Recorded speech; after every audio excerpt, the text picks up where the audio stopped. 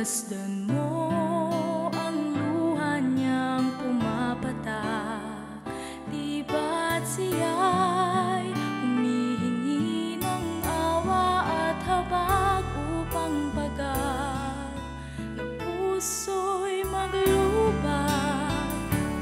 Damhin mo ang lungkot sa puso niya, nasain mong bigyan siya ng pag-asa.